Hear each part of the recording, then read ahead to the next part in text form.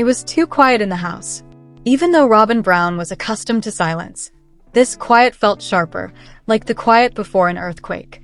Even when snow flurried outside her Flagstaff home's large windows, the fear that was twisting in her chest remained unabated. With her hands encircling a broken cup and the remains of lukewarm tea stuck to the porcelain, she sat by herself at the kitchen table. Cody paced across the room like an animal in a cage.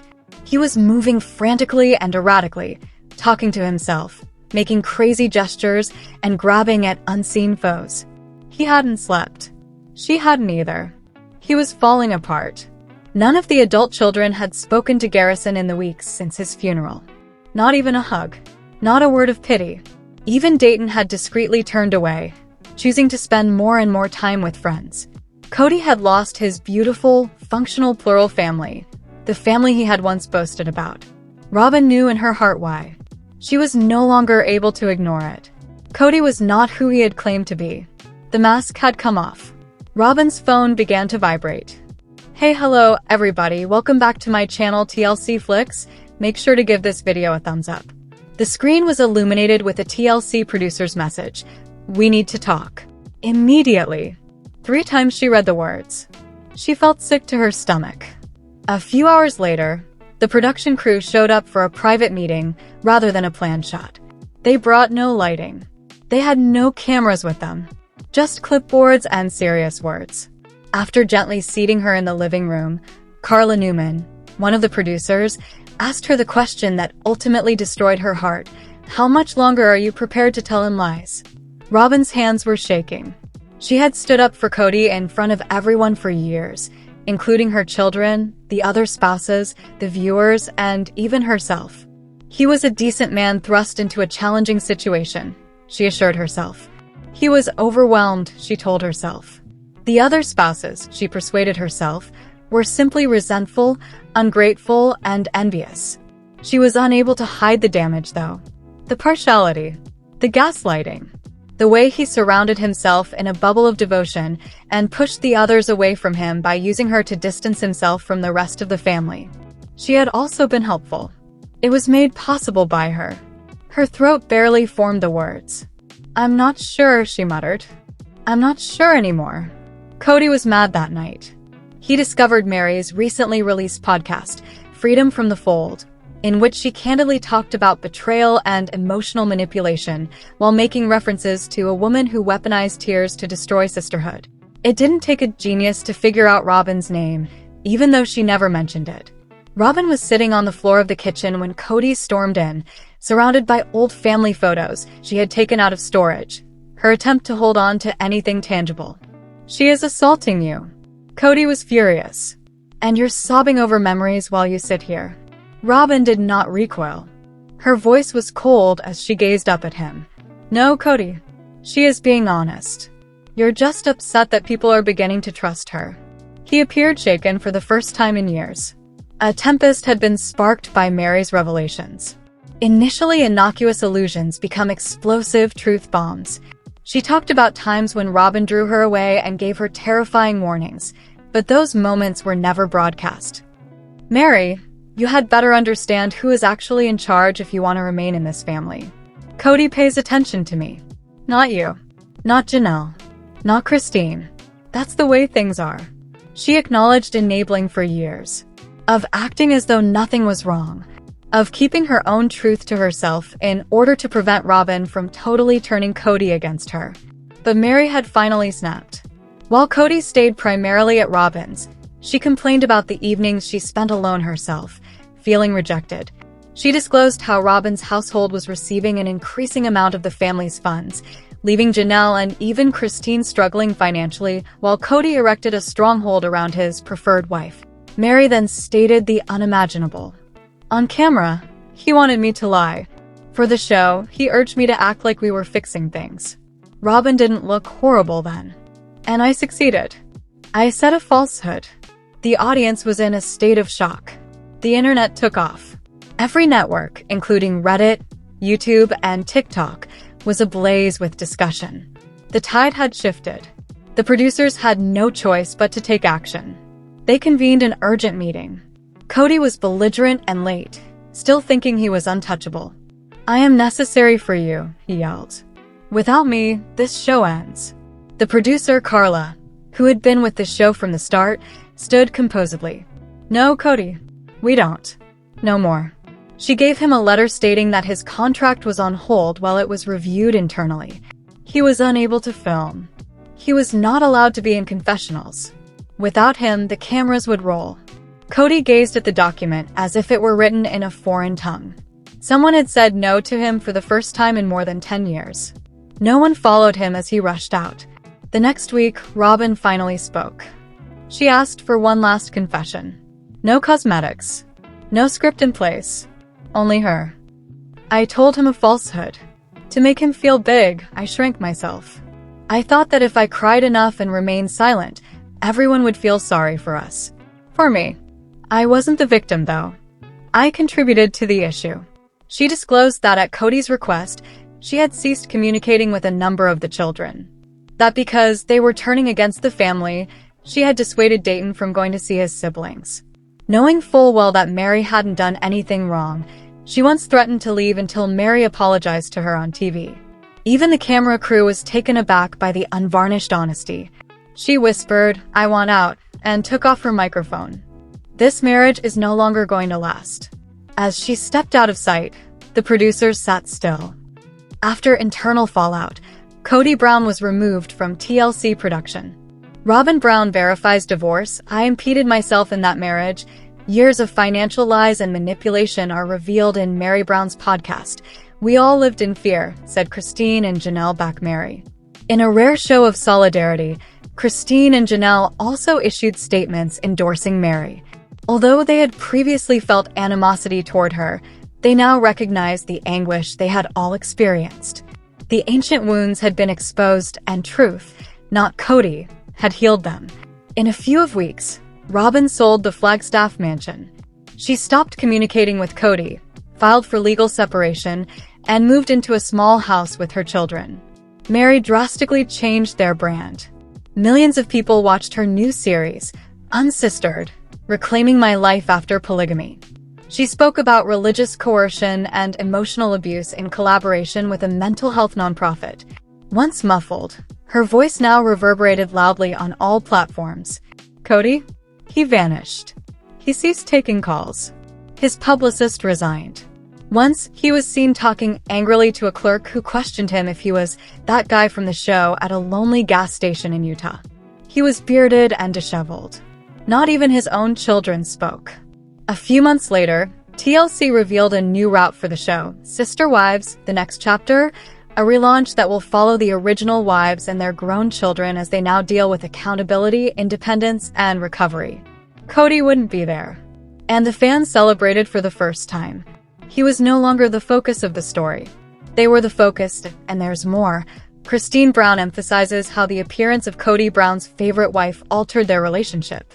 After her ex-husband married Robin Brown in 2014, the Sister Wives star has been outspoken about her multiple marriages failing.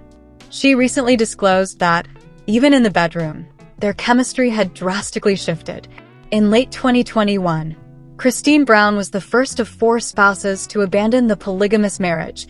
Mary and Janelle Brown followed.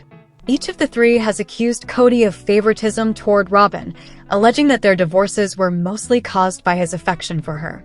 During the Sister Wives one-on-one program on TLC, Christine opened out about her sexual life with Cody. Before her ex-husband fell in love with Robin and brought her into the family, she had a happy, close existence with him, she told anchor Suki Krishnan. The TV celebrity asserted that the harm had already been done when she became aware that anything was amiss during her private meetings with Cody.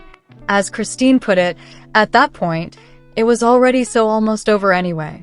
Her heart did not beat for him the way it used to. She asserted, according to People, that Cody had ceased making an effort in their relationship and that their sexual life lacked true intimacy.